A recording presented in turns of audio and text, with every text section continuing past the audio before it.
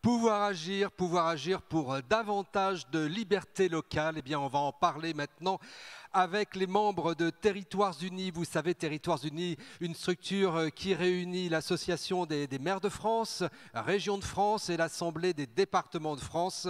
Je vais appeler justement les présidents de ces associations et puis le président du Sénat qui est avec nous ce matin pour voir comment on peut agir davantage au service des libertés locales.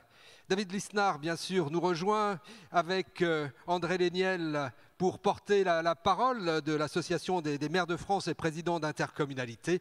Et puis avec nous, Carole Delga, la présidente de Région de France, présidente de la région Occitanie. Et François Sauvadet, président de l'Assemblée des départements de France. Et je le disais, bien sûr, Gérard Larcher, Monsieur le Président du Sénat.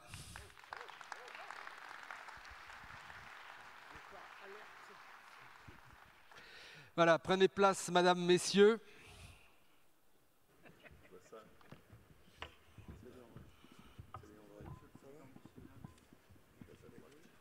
Voilà, Territoires Unis, les différents niveaux de collectivité. Depuis tous les débats de ce 104e congrès des maires, on parle beaucoup de la complémentarité d'intervention des différents échelons dans la construction des politiques locales. David Lisnard, d'abord, Territoires Unis, c'est déjà une histoire, c'est déjà depuis l'appel de Marseille, un travail commun entre vos associations. Oui, absolument. Territoires Unis a été créé officiellement en 2018, avec un rôle d'ailleurs très actif du président du Sénat, de François Baroin, de tous ceux qui présidaient l'association à l'époque. Mais il y avait déjà une longue tradition, un usage de bonne collaboration, de bon travail en commun entre Région de France, Département de France et l'Association des maires de France. Et cette volonté tout simplement d'être force de sensibilisation, parfois de dénonciation, mais surtout de proposition face à un phénomène qui est récurrent dans l'histoire de notre pays et qui est malheureusement croissant depuis une quinzaine d'années, c'est-à-dire d'une recentralisation. Et nous avons la conviction, non pas que la décentralisation est forcément l'alpha et l'oméga de l'organisation des pouvoirs publics, mais que si nous voulons retrouver et concilier à la fois la performance publique, la bonne affectation des deniers des contribuables et le sens collectif, le sentiment d'appartenance à la même nation, c'est-à-dire l'esprit républicain, nous devons lutter contre la recentralisation et proposer la voie de l'énergie locale, la voie de la subsidiarité, la voie des libertés locales, c'est-à-dire la voie de la responsabilité qui seule fait l'efficacité. Et c'est tout le sens de Territoires Unis et c'est pourquoi, y compris dans la période récente, nous avons su nous réunir, nous rassembler au moment de l'élection présidentielle.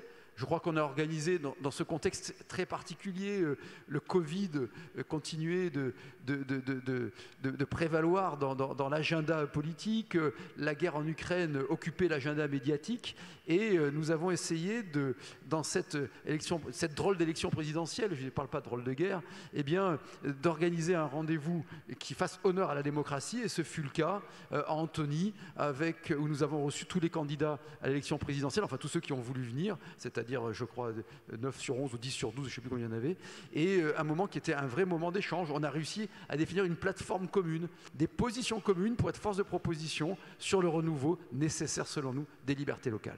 Voilà, tout ce travail qui est poursuivi par Territoires Unis, André Léniel, c'est aussi le constat commun au service des libertés locales. Nous savons les uns et les autres que les libertés locales ont beaucoup reculé ces dernières années. Et nous savons aussi, à travers les crises que nous venons de vivre, que sans les élus locaux, à tous les niveaux, régions, départements, communes, sans les élus locaux, alors la France aurait été en beaucoup plus grande difficulté qu'elle ne l'a été. Et donc il est tout à fait essentiel que nous soyons capables de travailler ensemble. Travailler ensemble, mais pas seulement pendant les crises. Travailler ensemble pour l'avenir des libertés locales dans notre pays.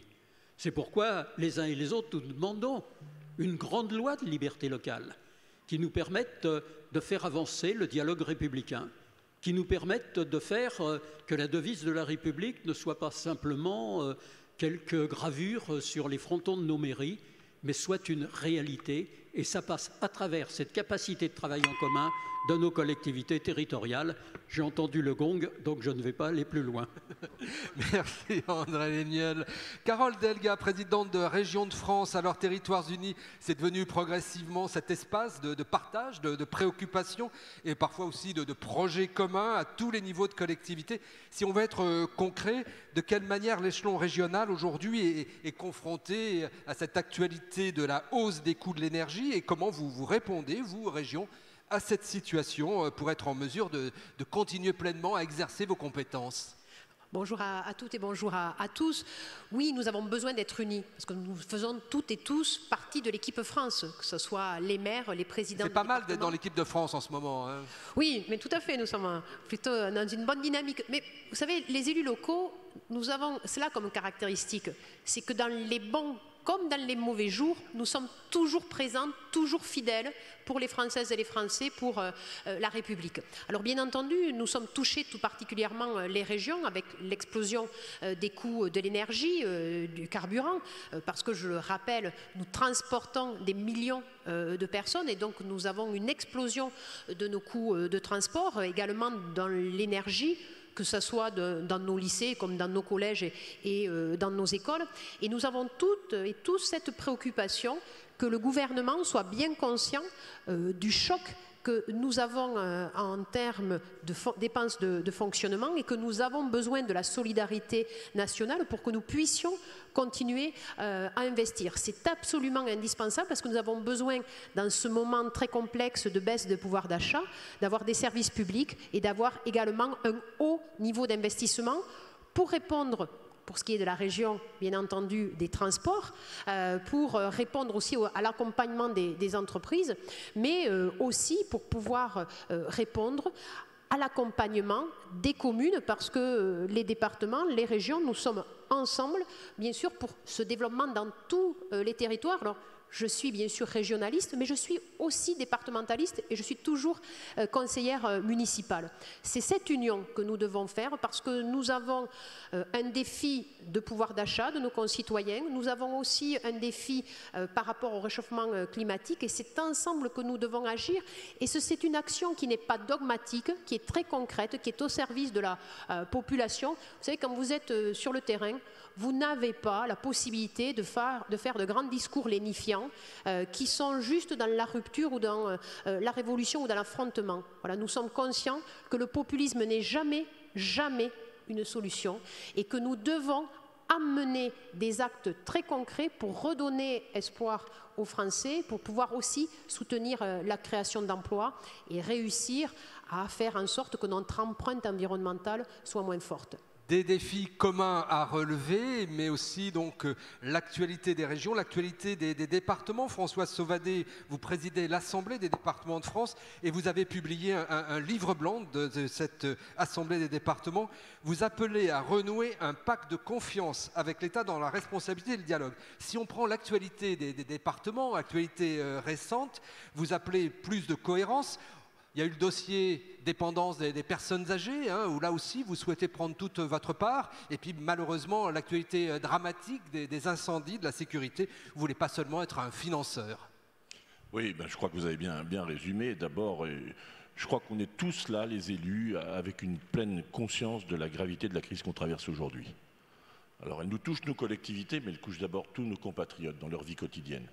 Et moi, ce que je voudrais dire aussi et redire publiquement, c'est que cette crise, elle frappe d'abord, énergétique, elle frappe d'abord le monde rural, qui était déjà un monde qui se sentait fragile, malmené. Il suffit de voir le résultat des élections, dernières élections présidentielles et législatives pour se rendre compte de l'état de crise. Et quand on constate que 70% des Français sont aujourd'hui pessimistes sur leur avenir, alors oui, évidemment qu'il faut qu'on travaille ensemble. Et évidemment qu'il faut que le gouvernement écoute les acteurs de terrain. Écoute d'abord les maires, parce qu'on l'a vu, vous savez, il a fallu la crise de la Covid pour qu'on redécouvre l'importance du maire. Moi, j'étais député pendant quelques années d'une circonscription qui faisait 343 communes. Si je voulais dire bonjour à mes maires, j'allais prendre 1 an. Donc j'avais bien conscience de la réalité territoriale. C'est d'abord ce socle-là à qui il faut redonner confiance. Moi, je suis inquiet de voir qu'un certain nombre de maires démissionnent parce que d'abord, ils sont confrontés à la violence de la société, puis ils ont le sentiment de ne pas avoir de lisibilité sur leur avenir. Eh bien, ce qu'ils éprouvent, nous l'éprouvons. Tu as eu raison, David, de dire clairement, la question qui nous est posée, c'est pouvoir agir. On est dans une crise de l'action publique. On fait de grandes déclarations et d'un seul coup, la personne qui vit son quotidien avec beaucoup de dureté, avec la montée des précarités, qui monte les échelons des classes moyennes, ils se disent « mais qu'est-ce que ça change dans ma vie, tout ce qu'on me dit là ?» C'est ça la crise de confiance qu'on a. Et nous, les départements, moi je ne demande pas à faire ce que font les régions. Je demande simplement à ce qu'on puisse avoir la plénitude de l'action pour être aux côtés des communes dans la réponse qui est double pour nous parce que c'est notre compétence. 1, les solidarités humaines. 2, les solidarités territoriales. Et on est empêché d'agir. On passe son temps à regarder ce qu'on a le droit de faire. Regardez, on a une crise climatique. Je suis, moi, président de département, détenteur d'une ressource en eau. Imaginez un instant que j'ai le droit de produire de l'eau brute. Je n'ai pas le droit de produire de l'eau potable comme département. On ne marche pas sur la tête. Voilà, les libertés locales à consolider. C'est pareil sur la grande dépendance. Vous avez vu, chaque fois on met des coups de projecteur sur le fait qu'on traiterait mal nos aînés, qu'on traiterait mal nos enfants, sans se poser la question pourquoi il y a des situations comme celle-là. On nous demande d'être responsable du médico-social, d'être responsable de nos aînés. On travaille sur le maintien à domicile, c'est notre priorité. On travaille pour des conditions d'accueil de nos aînés, grande dépendance, qui arrivent dans nos maisons de retraite quand ils ont 87 ans, 90 ans avec des problèmes de santé. Mais on ne nous donne pas les moyens d'agir. Je n'ai pas de pouvoir, comme président de mon département, d'injonction à un directeur d'hôpital, d'EHPAD, alors qu'on fixe le prix de journée, alors qu'on investit, alors qu'on nous demande des comptes, mais qu'on nous donne les moyens. Alors on a commencé à travailler sur la loi 3DS, mais moi j'aspire comme Carole à une véritable révolution territoriale, qu'on redonne du sens à l'action publique et qu'on ne désespère pas les élus territoriaux sur le terrain qui se battent au quotidien pour apporter des réponses concrètes aux drames que vivent nos compatriotes. Voilà la question de fond qui nous est posée. Mais j'allais dire, c'est pas... Alors, n'y voyez pas une leçon politique, parce que je crois que France Unie, ça avait existé un temps, mais ce n'est pas simplement de territoires unis dont nous avons besoin, c'est d'une France unie. Et moi, je demande simplement au gouvernement qu'il nous considère, qu'il ne considère pas que depuis Paris, on va traiter tous les problèmes de la France dans sa diversité. Reconnaissons la diversité de nos situations comme étant une chance pour l'avenir du pays. On ne traitera pas les mêmes problèmes, qui sont pourtant de même nature, de violence chez les jeunes dans Seine-Saint-Denis que dans la Creuse ou la Corrèze. Il faut en être conscient, de la même façon pour la prise en charge de nos aînés. Voilà, donc on a des défis collectifs, on a 3 ou 4 grands défis devant nous. Un défi de confiance. Mais confiance, d'abord, il faut retrouver auprès du peuple. C'est notre responsabilité collective. Et c'est la première responsabilité, c'est celle du chef de l'État, de redonner confiance à chacun des acteurs publics qui œuvrent au quotidien au service de nos compatriotes. C'est comme ça que ça se passe, la confiance. Deuxième chose, par rapport aux défis climatiques, etc., je crois qu'il faudra qu'on regarde la vérité en face. Est-ce qu'on va demander à quelqu'un d'acheter une voiture électrique lorsqu'il ne peut même pas mettre de plein dans sa voiture pour aller à son travail? La question, elle est directement posée. Ça ne veut pas dire qu'il ne faut pas faire quelque chose. Mais redonnons confiance, soyons pragmatiques. Et les départements, je peux vous le dire, ils sont déterminés à rester résolument aux côtés des maires. J'ai qu'une seule inquiétude. Ce n'est pas simplement le pouvoir d'agir que nous revendiquons au service de nos compatriotes, en proximité. C'est aussi maintenant la question des moyens d'agir. Moi, je suis très préoccupé. Vous me parlez d'énergie. Dans mon département, on passe de 4 millions à 11 millions d'énergie, de coûts d'énergie. Comment on va faire? Et c'est l'investissement qui va trinquer. Est-ce qu'on doit reculer sur l'investissement? Est-ce qu'on doit freiner le déploiement du très haut débit? Et encore une fois, je vous dis, on doit être les garants aussi de la solidarité à l'égard du territoire rural. Il y a des quartiers sensibles, je le sais. Mais il y a un monde rural à qui il faut redonner confiance et redonner des signaux forts, sans quoi, vous verrez, tout cela finira pas bien. Et notre responsabilité, c'est que tout ça aille mieux. Merci François Sauvadet. Alors on a évoqué, David Lisnard, le chemin parcouru par Territoires Unis, mais il y a l'actualité. Et puis vous avez parlé les uns et les autres de confiance. Il y a un dialogue aussi à recréer, à rendre plus concret avec l'exécutif national. Vous avez rencontré récemment le président de la République. Oui, la confiance, c'est d'abord un bien précieux, la confiance, dans la vie privée, dans la vie publique. Et la confiance, elle résulte de la constance. L'AMF est constante. L'AMF a toujours proposé de travailler avec l'exécutif, quel qu'il soit. Et la confiance est réciproque. Et il est vrai qu'aujourd'hui, ce que nous constatons, c'est une réelle inflexion dans le discours, dans l'approche de l'exécutif, avec une première ministre qui nous consulte plus, avec quelques avancées obtenues, mais qui nécessitent d'être là aussi inscrites dans la durée, et surtout qui nécessitent d'aller beaucoup plus loin. André l'a rappelé encore ce matin dans les débats. Je crois que, pour rebondir sur ce que disait François et ce que disaient François et Carole, on est vraiment dans une crise civique majeure, je le dis à tous mes propos, et que la crise civique, c'est une crise de la confiance et c'est la crise de l'impuissance publique. Donc maintenant, au-delà des mots, quels vont être les actes? Quels vont être les actes? Alors nous prenons acte du changement du discours de l'exécutif du président de la République. Il est vrai que le discours dans la Mayenne le 10 octobre dernier reprenait quasiment au mot près la résolution de Territoires Unis pendant la présidentielle, et qui elle-même reprenait d'ailleurs au mot quasiment près la résolution de l'AMF ici même, sur une nécessité d'une nouvelle décentralisation avec des transferts de blocs de compétences pleins et entiers et les financements qui vont avec. Le pouvoir d'agir n'existe pas s'il n'y a pas le moyen d'agir, tu l'as rappelé à l'instant. Mais dans la réalité, est-ce que l'on va réussir à faire sortir du conformisme qui consiste à penser que les schémas directeurs, que la puissance publique d'État est toujours garante de neutralité et d'efficacité, ce qui est faux dans l'histoire. Donc tout l'enjeu est là, et il est évident que face aux défis colossaux du réchauffement climatique, du problème sécuritaire, du mal-être social que l'on affronte, face à ces problèmes que l'on a pour finir les fins de mois. Aujourd'hui, on n'arrive pas à boucler nos budgets. Eh bien, on a besoin d'un nouveau dialogue avec l'exécutif. Nous, on ne quémande pas. J'en ai assez de lire ça partout. On ne demande pas. On refuse cette infantilisation, ce paternalisme d'État. Nous sommes des partenaires, nous sommes constituants de l'État. Nous n'opposons pas décentralisation et déconcentration. Bien plus, nous lions déconcentration des services de l'État à l'échelle départementale. Nous la voulons à l'échelle départementale et non plus l'agencialisation régionale des services de l'État. Déconcentration et décentralisation. Si l'État n'est pas réformé dans son organisation, dans sa performance et dans sa représentativité locale, physique, dans les chefs-lieux d'arrondissement et dans les chefs-lieux de département, dans ce cas-là, la décentralisation ne sera qu'un leurre et ne sera qu'une promesse vaine, une de plus. Merci David Lisnard. André Léniel, justement, on est 40 ans après les grandes lois de décentralisation. La décentralisation, les libertés locales, c'est d'abord un état d'esprit. C'est un état d'esprit, c'est une volonté. C'est vrai que le ton a changé ces dernières semaines, ces quelques mois, il faut le reconnaître. Mais le fond, lui, malheureusement, n'a pas encore véritablement évolué.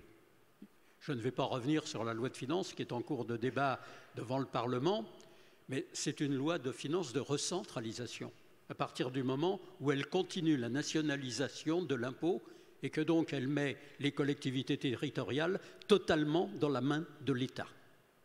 Donc ça, c'est la réalité vécue. Alors quand on le dit, il paraît que ça serait agressif. Non, c'est un simple constat. Et ce que nous demandons, c'est à pouvoir engager une véritable négociation. Véritable négociation, et Territoires Unis est évidemment le bon interlocuteur pour que, si nous parlons liberté locale, réforme constitutionnelle, et nous avons les uns et les autres fait d'ores et déjà de très nombreuses propositions, eh bien que nous soyons, avec la Première ministre, avec les ministres concernés, et que nous puissions véritablement nous donner le temps de travailler, non pas par des déclarations, non pas par des oppositions les uns aux autres, parce qu'aujourd'hui on se parle, j'allais dire, à travers les médias. Mais ce qu'on souhaite, nous, c'est se parler autour d'une table, avec des dossiers, et de faire avancer les choses. C'est absolument indispensable pour notre pays, parce que sans ces libertés locales développées, sans les moyens de ces libertés locales, alors c'est effectivement la démocratie qui s'étiole et les extrêmes qui progressent. Et je pense que nous sommes d'abord et avant tout, ici, tels que nous sommes assis, représentants de la République de proximité. Mais la République de proximité, c'est la République tout court, et que c'est cela qu'il faut que nous soyons capables de revivifier. La République a revivifié Territoires Unis. Alors, Carole Delga, ce lieu de dialogue pour débattre, quels que soient les niveaux d'intervention de collectivité, l'exercice des compétences.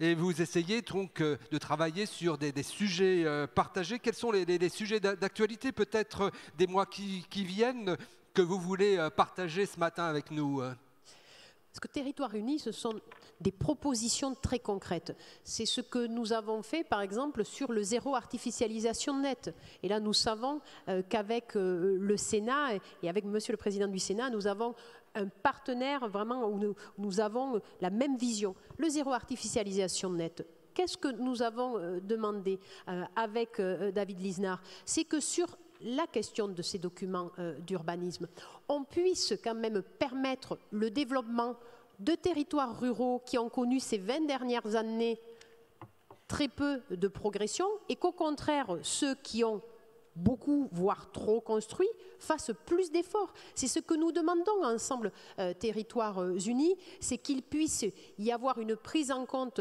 du nécessaire rééquilibrage territorial, stopper l'hypermétropolisation, s'appuyer sur les petites villes, les villages d'équilibre, faire en sorte que les grands projets d'intérêt nationaux ne soient pas impactés sur le droit à construire localement et d'avoir plus de temps pour pouvoir bien expliquer, pour être pédagogue. C'est ce que nous venons de dire, là aussi, tous ensemble, sur la question de la prise en compte des dépenses énergétiques, de l'explosion des coûts, parce qu'à l'échelle communale, il y a aussi la question de la masse salariale. C'est-à-dire, nous n'oublions pas, ni François Sauvadet, ni moi-même, que dans les budgets communaux, la part de la masse salariale est bien plus importante. C'est-à-dire que la valeur du point qui a été augmentée vous impacte plus à vous. Donc, qu'est-ce que nous demandons tous ensemble, de façon très constructive, très respectueuse au gouvernement, c'est de dire soyez vigilants, soyez force de protection, parce que si les collectivités locales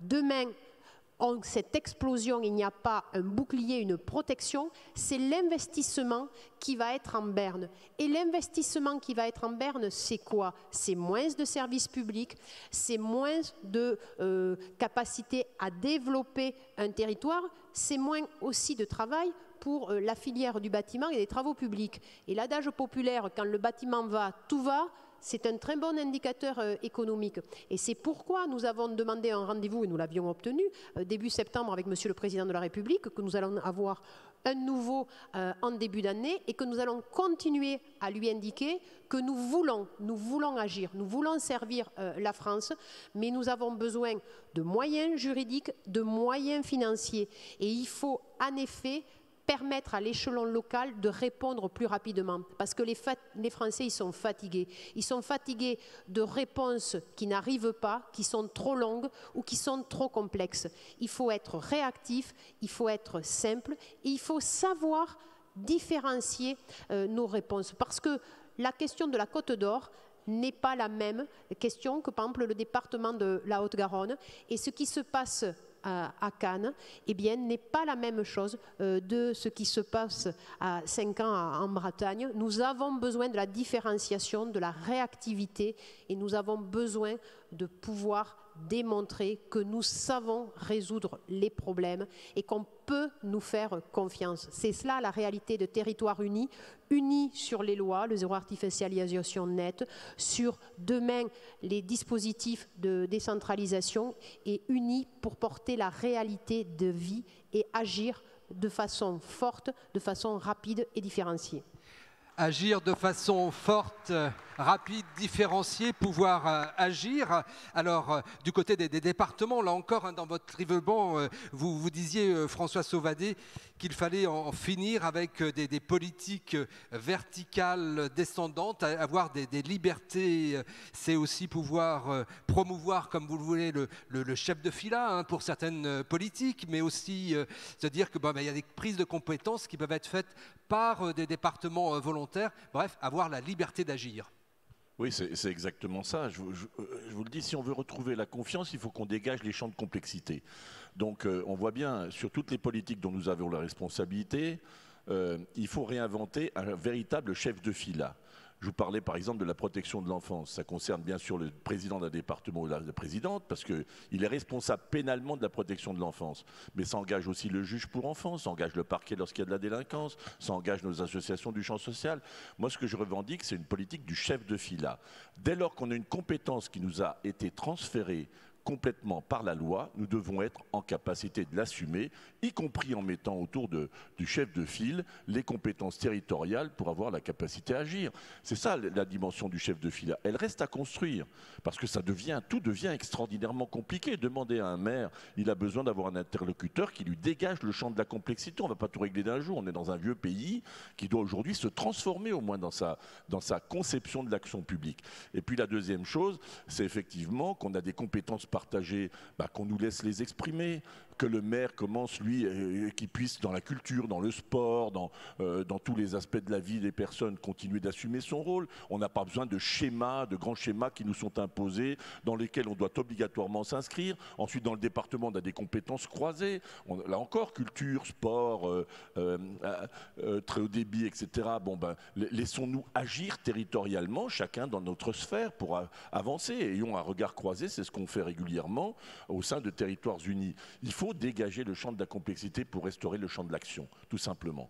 Donc ça, nous, ce qu'on a proposé, et c'est vrai, je partage le même sentiment que Carole et le président de l'AMF, David, le même diagnostic. Il y a une vraie volonté de dialogue, il y a une prise de conscience tout de même qu'on ne réglera pas les problèmes de la France, d'abord sans les Français, et puis qu'on ne réglera pas les problèmes de la France sans les élus locaux qui font la France. Et que la France est une république qui a pour socle ses 36 000 maires. Voilà, il faut que cette réalité-là, il a fallu des crises successives pour qu'elle apparaisse clairement. Maintenant, il faut aller au-delà, il faut avancer. Moi, ce que j'ai proposé à la chef du gouvernement lorsqu'elle est venue dans nos assises, c'est d'inscrire un véritable agenda territorial. Nous avons fait travailler les conseils départementaux en lien avec les maires. On a fait 103 propositions pour agir mieux pour les Français. Pas simplement pour avoir la possibilité d'agir, mais agir mieux, plus efficacement.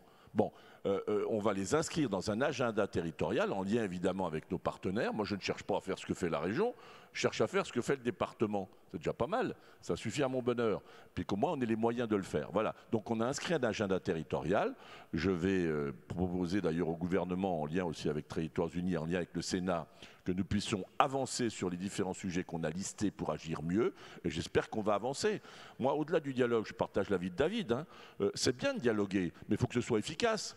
D'ailleurs, je l'avais dit, lorsque le chef de l'État il engage le dialogue comme il l'entend, c'est sa responsabilité, je le respecte. Mais en même temps, quand il a lancé le Conseil national de la refondation, etc., moi je veux bien qu'on refonde tout ce qu'on veut. Mais en même temps, on peut demander l'avis à tous. Mais en même temps, il faut déjà demander à ceux qui ont pris l'engagement d'agir et qui ont pris des engagements envers les Français, de leur demander ce qu'ils pensent, comment ils peuvent agir mieux. C'est ça la vraie question de fond qui est posée. Et ensuite, on en débat avec les citoyens, on rend compte. Mais c'est d'abord là que le dialogue doit se faire. Donc voilà, l'agenda territorial est fixé. Je pense qu'on va commencer à travailler au mois de janvier. Et puis l'année prochaine, j'espère qu'on viendra avec de bonnes nouvelles. En se disant, voilà, on a redonné du sens et de l'espoir à nos compatriotes, parce que c'est ça l'enjeu. Et quand on est confronté en première ligne, je vous assure, avec les maires, nous sommes, nous les départements, en première ligne par rapport à la montée des précarités. C'est dur à vivre pour nos agents. Moi, je voudrais aussi, de cette tribune, adresser un message à tous nos agents qui œuvrent au concours de la solidarité. Leur dire, moi, j'ai confiance en vous. Merci pour ce que vous faites. Il faut redonner du sens aux acteurs des métiers de la vie, à ceux qui s'occupent de nos aînés, qu'on pointe du doigt en disant qu'on ne s'en occupe pas, alors qu'eux-mêmes ont le sentiment de ne pas avoir suffisamment de temps et de personnel pour le faire. Pour redonner confiance à une société, il faut donner confiance à tous ceux qui agissent au quotidien au plus près, ceux qui s'occupent de nos aînés, ceux qui s'occupent de nos enfants, ceux qui vont dans les foyers pour prévenir les violences faites aux femmes, ceux qui travaillent au quotidien, qui sont confrontés à la violence de la société. Alors oui, moi j'ai envie de dire à nos agents, peut-être parce que j'ai été ministre de la fonction publique, j'ai confiance en vous, on a besoin de vous, gardez confiance parce que vous êtes le socle de la réponse à apporter au quotidien à chacune des familles dont de plus en plus souffrent aujourd'hui. Voilà ce que je voulais simplement dire. Merci François Sauvadet. Confiance de tous les acteurs, des libertés locales aussi qui vont progresser, qui doivent progresser. Et Gérard Larcher, maintenant, Monsieur le Président du Sénat, nous vous écoutons pour conclure cette matinée de débat.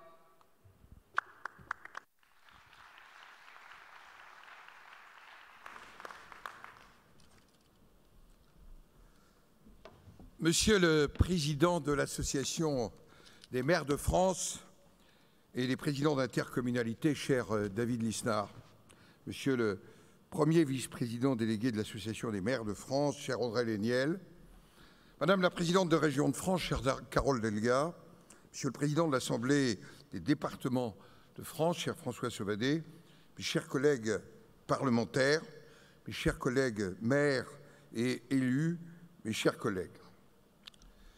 Au fond, Jean Dumonteil me pose la question sur la manière dont le Sénat aborde cette thématique du pouvoir d'agir, qui est le thème, mon cher président, que vous avez choisi pour ce 104e congrès des maires et des présidents d'intercommunalités de France, et qui s'inscrit, nous venons de l'entendre, dans l'esprit de Territoires unis. Un esprit, et nous l'échangions ensemble, qui pourrait définir la force du local.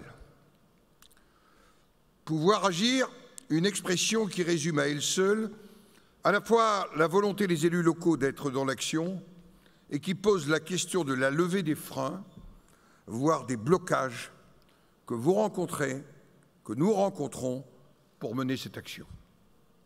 Pouvoir agir, c'est d'abord effectivement retrouver de la liberté, des moyens pour l'exercer, mais aussi le mot a été prononcé au cours de ces échanges, de la confiance dans les relations, notamment avec l'État.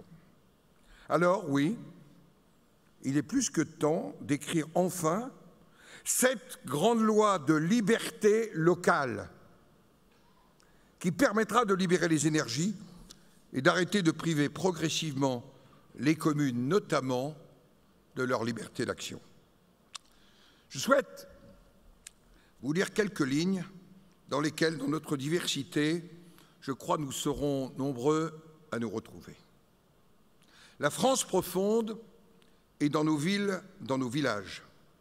Elle aspire à tenir sa place, à être considérée, à jouer son rôle, à choisir son destin.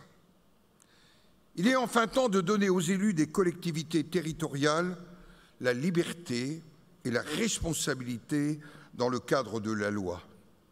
Le dévouement, la compétence, le désintéressement des élus locaux le justifient. Fin de citation. Ces mots, ce sont ceux de Gaston Defferre, le 27 juillet 1981 à l'Assemblée nationale, dans le cadre du premier débat sur le projet de loi de décentralisation.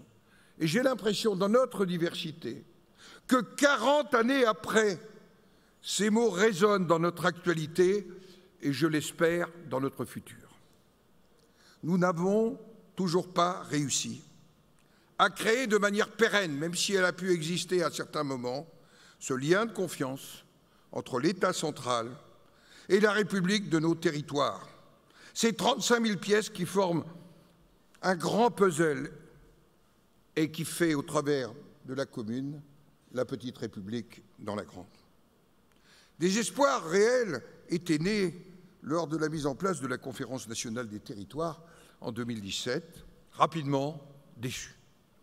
La grande loi de proximité et de décentralisation, annoncée à l'issue du grand débat, s'est également traduite par des textes qui n'ont pas répondu aux attentes réelles, même si la loi 3DS a permis, reconnaissons-le, quelques avancées positives.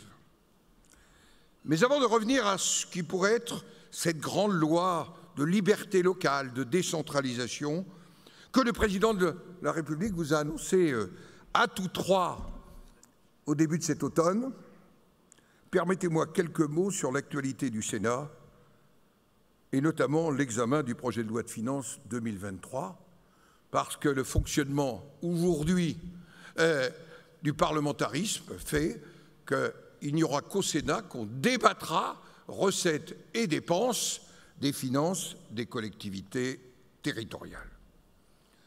Vous connaissez l'environnement, les prévisions de croissance, je n'y reviendrai pas. Et je n'ignore pas les difficultés de l'État. Mais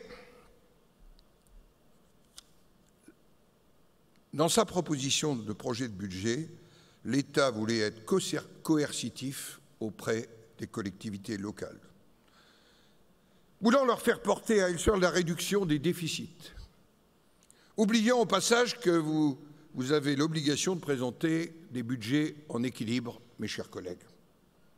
Il a ainsi rétabli, via le 49.3 et le projet de programmation des finances publiques, projet pluriannuel, l'idée d'encadrer les finances des collectivités à hauteur de l'inflation moins 0,7%, avec des mécanismes de sanctions. Il a aussi rétabli un dispositif qui ressemble comme un frère siamois au pacte de Cahors. Comment accepter, je le dis clairement, que le gouvernement veuille encadrer les dépenses de fonctionnement de nos collectivités alors que de son côté, il ne maîtrise pas totalement ses propres dépenses?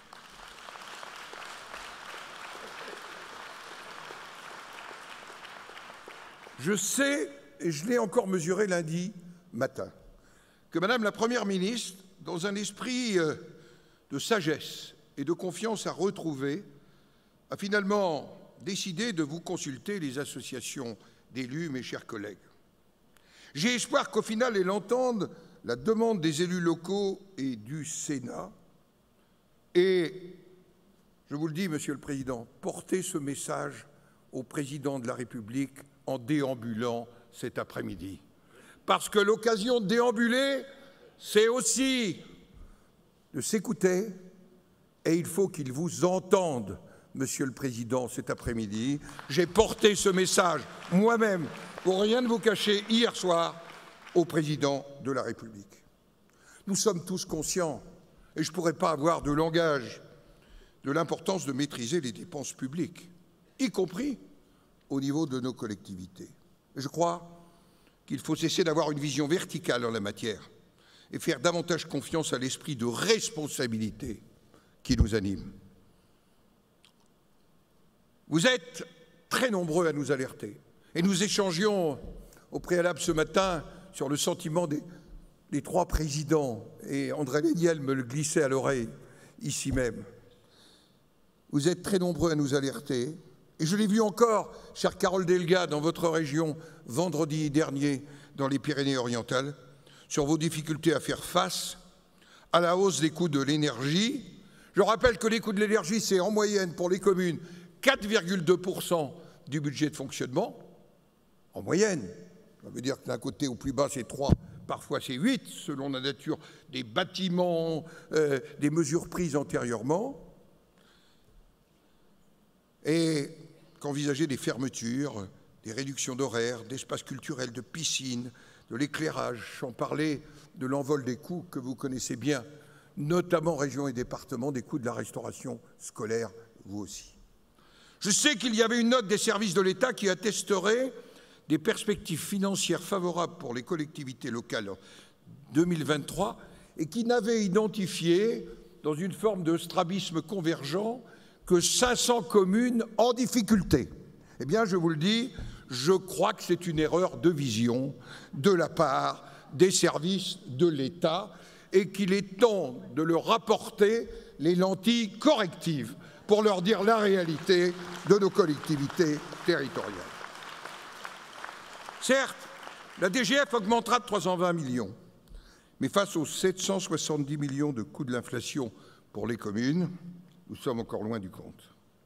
Le gouvernement a prévu 3 dispositifs afin de soulager le budget des collectivités face à l'augmentation des coûts énergétiques. Un certain nombre de dispositifs dont certains sont quand même toujours assez incompréhensibles.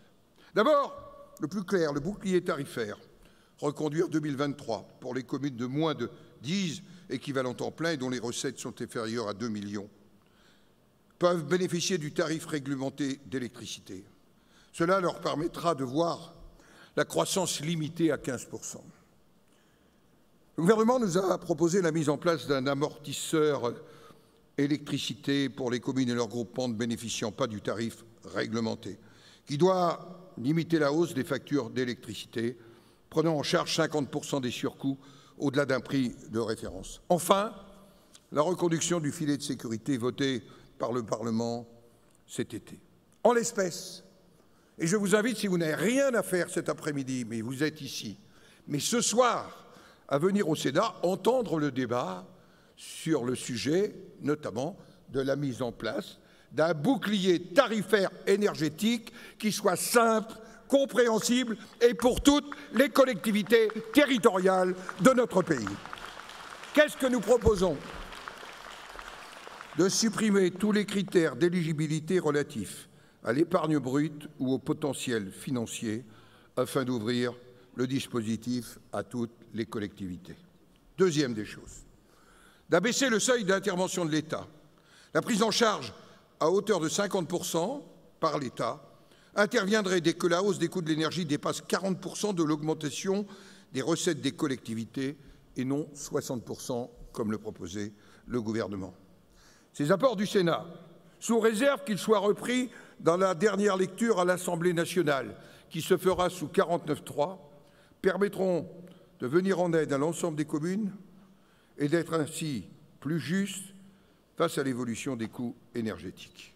Vraiment, je vous le dis, et dans la déambulation, Monsieur le Président de l'Association des maires de France, et vous, mes chers collègues, cet après-midi, redites au Président de la République l'importance de la mise en place d'un véritable bouclier tarifaire pour toutes nos communes, pour toutes nos collectivités territoriales, car j'entendais la croissance des coûts dans un département comme la Côte d'Or pour la réalité notamment des collèges, eh bien, ça n'est pas sans incidence. Un autre point de préoccupation, et notamment pour les intercommunalités, est la suppression de la CVAE, qui représente tout de même 5 milliards de recettes. Sur le principe, le Sénat est favorable à la diminution des impôts de production, parce que c'est une affaire de compétitivité. Mais la réforme, telle que construite par le gouvernement, est inachevée, car elle ne prévoit pas de modalités de compensation dans la loi. Il y a un risque, comme nous l'avons connu pour la taxe d'habitation, de rompre tout lien entre les entreprises et les territoires où elles sont implantées. Soyons donc vigilants sur ce dossier afin que vous puissiez continuer à percevoir les justes fruits du travail que vous menez pour l'attractivité de vos territoires. Je le dis, la territorialisation et la dynamique de la compensation sont indispensables sur ce dossier de la CVAE. Enfin, quelques mots sur la taxe d'aménagement. Une de vos inquiétudes reposait sur l'obligation, auparavant optionnelle, d'octroyer tout ou partie de ces ressources aux EPCI ou regroupements dont la commune est membre. Un levier fiscal, un nouveau levier fiscal, en moins pour les maires et les conseils municipaux. Le Sénat, sans opposer communes et intercommunalités, a modifié le projet de loi de finances rectificatif et a permis de rétablir la situation prévalant avant 2022, en rendant de nouveau facultatif de reversement à l'EPCI de tout ou partie du produit de la taxe d'aménagement perçue par la commune. Et hier après-midi, nous nous sommes mis d'accord, députés et sénateurs, sur cette proposition du Sénat. Je crois que c'est une bonne chose. C'est la première fois en 15 ans qu'en quelque sorte vous retrouvez un levier après avoir perdu beaucoup de choses. Je voulais vous l'annoncer ce matin. Un mot pour nos collègues d'outre-mer. Nous l'avons échangé, je le sais, de manière fructueuse, lundi matin, Monsieur le Président Lisnard, à Issy-les-Moulineaux. Nous l'avons échangé lundi après-midi au Sénat dans une excellente réunion. Nous proposerons dans le projet de loi de finances une rallonge de l'enveloppe dédiée au contrat de redressement outre-mer, un dispositif dont il serait souhaitable d'en simplifier la mise en œuvre. Par ailleurs, le Sénat a adopté, toujours dans l'examen de la loi de finances, plusieurs amendements, notamment afin d'harmoniser pour les collectivités ultramarines et pour les départements d'outre-mer les durées de prolongation de plusieurs dispositifs de défiscalisation ou tendant à proroger sous certaines conditions jusqu'à la fin de 2024 les crédits d'impôt en faveur des investissements productifs outre-mer. Le dossier dont j'ai mesuré lundi après-midi combien il était sensible, de la taxe générale sur les activités polluantes en outre-mer, est aussi actuellement débattu et je crois que nous aurons un certain nombre d'avancées parce que la situation est devenue inextricable pour nos collègues représentant les collectivités d'outre-mer. Je voulais aussi porter ce message. Mais au-delà des aspects de la loi de finances, Nous devons aller plus loin et réfléchir ensemble à l'avenir de nos territoires. C'est Tocqueville qui disait « Il y a plus de lumière et de sagesse dans beaucoup d'hommes réunis que dans un seul ». Je le crois profondément. Je le rappelle, si le président de la République a dit lui-même en septembre dernier qu'il désirait une grande loi de décentralisation, je ne vous cache pas que la manière dont les choses ont évolué depuis quelques semaines n'en a pas encore apporté les preuves. Je vous rappelle le retour du pacte de Cahors, la CVAE et le sujet de l'inflation. Et j'espère que la vision de l'État, ça n'est pas la vision de la décentralisation qu'avait le doyen Maurice Horiot à la fin du XIXe siècle. Il disait que la décentralisation était une manière d'être de l'État. Ce n'est pas ça que nous attendons. Nous avons saisi cette main tendue et nous la saisissons avec vous trois, chers présidents de Territoires Unis, afin de redonner toute leur place aux collectivités territoriales et notamment, ici je le dis, aux communes, qui sont le socle de notre démocratie et la réponse de proximité dont nos compatriotes ont tant besoin. Nous avons mis en place au Sénat, début octobre, un groupe de travail pluraliste sur la décentralisation et les libertés locales, qui s'inscrit dans le prolongement des 50 propositions pour le plein exercice des libertés locales que nous avions remis au président de la République à l'été 2020. 3 questions nous paraissent essentielles au cœur d'une véritable réforme. Les finances locales, autour de la notion de retour à une part significative d'autonomie financière et fiscale. Car on pourra parler de décentralisation, de liberté locale. S'il n'y a pas le retour d'une part d'autonomie financière et fiscale, je le dis, ça n'a aucun sens que vous donnez des compétences en plus sans vous donner les moyens et sans vous donner le pouvoir d'agir par la liberté d'agir. Second sujet, l'approfondissement de la différenciation territoriale. Troisième sujet, la déconcentration de l'État. Sur les finances locales, notre objectif, c'est d'aboutir à un pacte de confiance entre l'État et les collectivités dont l'autonomie financière serait la première angulaire, la pierre angulaire. Il pourrait s'appuyer sur un triptyque, des ressources stables, sécurisées, planifiées, une réévaluation régulière des compensations versées au titre des transferts de compétences, une contractualisation partagée et non pas subie. Vous le savez, nous avons constaté le phénomène inverse pendant 10 ans. Et que dire de la publication du 2e fascicule de la Cour des comptes sur son rapport sur les finances publiques locales paru le mois dernier, dans laquelle elle recommande de verser la DGF au seul niveau des EPCI. La suppression des impôts locaux, qu'il s'agisse de la taxe d'habitation ou encore de la CVAE, est une atteinte à l'autonomie des collectivités. Elle est lourde de conséquences sur le plan de la citoyenneté, puisque la taxe sur le foncier bâti est désormais votre seul levier. Et je vois poindre, d'ici peu de temps, les débats sur l'abus de taxation sur le foncier bâti. Je les entends déjà, et je vois bien ce qu'on nous proposera comme solution. Je rappelle que Foucault, directeur du CEVIPOF, a dit récemment « L'impôt reste toujours en France un élément constitutif de la citoyenneté ». Or, il y a une perte de citoyenneté quand une partie significative de nos compatriotes ne participe plus localement aux services que vous leur proposez. Oui, il faut que nous retrouvions un lien territoire-service-citoyen. Et pourquoi ne pas réfléchir, c'est le Sénat qui va le faire aussi, à la création d'un impôt résidentiel. C'est, me semble-t-il, aussi un sujet sur lequel il va falloir agir, oser et proposer. Il ne peut pas y avoir, je le dis, de décentralisation sans cette autonomie financière. Deuxième point, la différenciation.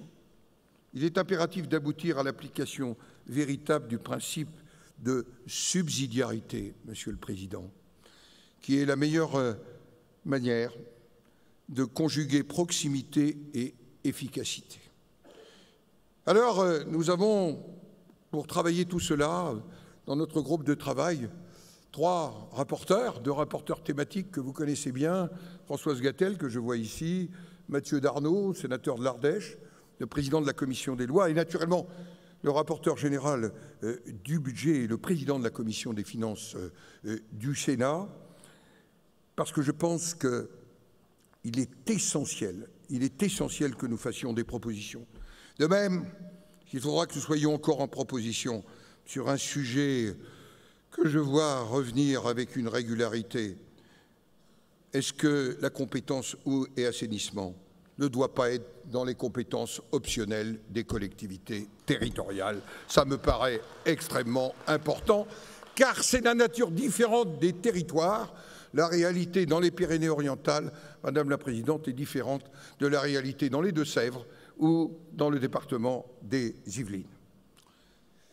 Comment parler de différenciation sans parler à nouveau des collectivités qui, comme la Corse, disposent de statuts particuliers, et bien sûr de nos territoires d'outre-mer, sans remettre en cause le caractère unitaire de la République. Le principe de différenciation s'applique déjà aujourd'hui dans ces territoires, mais je pense qu'on peut aller plus loin. Le Sénat a ainsi proposera la possibilité d'un véritable pouvoir réglementaire local aux collectivités territoriales pour l'exercice de leurs compétences. Pour nos territoires ultramarins, j'y reviens, la délégation aux Outre-mer a la charge d'actualiser le rapport Magras en procédant aux auditions. D'ici le mois de mai, nous ferons cet ensemble de propositions.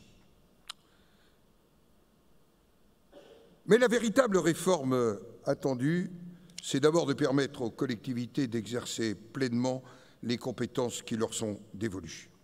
Nous devons donc rebâtir avec l'État un nouveau modèle fondé sur la confiance entre l'État recentré sur ses missions prioritaires et les collectivités territoriales.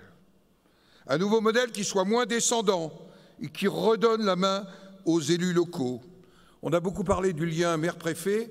Encore faut-il redonner au préfet du département les pouvoirs sur ses services pour qu'il puisse dialoguer avec le président du département, avec les maires, avec la présidente des régions. J'en reviens au propos du même Gaston Defferre. C'était un peu plus tard. La décentralisation doit être accompagnée par une réelle déconcentration des décisions de l'État. Il faut que les décisions soient prises là où elles devront s'appliquer, sur le terrain, par des hommes et des femmes en contact direct avec les problèmes. Alors, vous l'avez cité, comment ne pas parler de ce qui s'est passé sur le zéro artificialisation nette, où des décrets écrits au sein des ministères ont contrevenu au choix et à l'esprit du législateur. Merci, Monsieur le Président de l'Association des maires de France, d'avoir déposé un recours par rapport à ces décrets. Nul ne remet en cause l'objectif d'économiser et d'éviter l'artificialisation excessive. Un calendrier trop serré, des prescriptions qui viennent du SRADET, imposables aux SCOT, aux EPCI et aux communes, ne peut être que contre-productif, voire bloquant. Sur ce volet précis, le travail mené par la mission commune de contrôle relative à la mise en application des mesures de ZAN lancée par le Sénat devrait aboutir à une proposition de loi en janvier prochain. Mais, lumière et esprit venus grâce au Congrès des maires, le ministre de la Transition écologique et de la cohésion des territoires vient d'annoncer de son côté la réécriture des décrets tant décriés et que les grands projets nationaux seront comptés à part des trajectoires territoriales. Donc, il est temps de passer aux actes. Je n'évoquerai pas ce matin un sujet que j'entends partout sur le territoire, dans tous mes déplacements.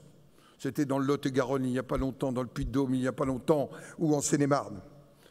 La désertification médicale, la question si sensible des violences envers les élus. Je n'évoquerai pas non plus la loi en cours de discussion sur les énergies renouvelables. Il était fondamental pour nous de remettre les élus locaux au cœur du processus d'implantation des énergies renouvelables. Nous devons effectivement permettre aux maires, notamment au travers de leurs documents d'urbanisme, de décider si leur commune est oui ou non en mesure de recevoir et où des projets d'énergie renouvelable, et naturellement, notamment d'éoliennes. Cette fois encore, l'État ne peut pas passer au-dessus des élus locaux sur un sujet aussi sensible. Alors je conclurai, j'ai été trop long, Monsieur le Président, pardonnez-moi, mais j'avais des choses à partager avec vous. À Marseille, en 2018, avec vos prédécesseurs, nous appelions à l'avènement d'une nouvelle étape de la décentralisation. Elle portait déjà le nom « les libertés locales ».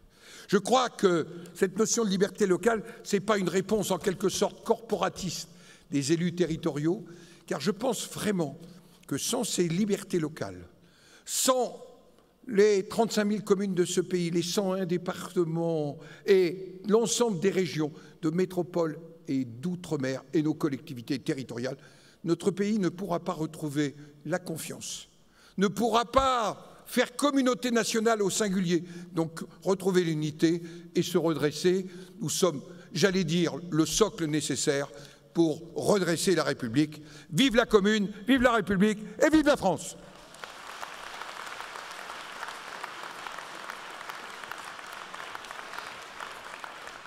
Merci Gérard Larcher, merci Monsieur le Président du Sénat, merci Madame la Présidente, Messieurs les Présidents. Rendez-vous cet après-midi à 14h30 dans cet auditorium, développement rural, nouveaux outils, nouveaux financements pour, là encore, pouvoir agir dans les communes rurales. Merci.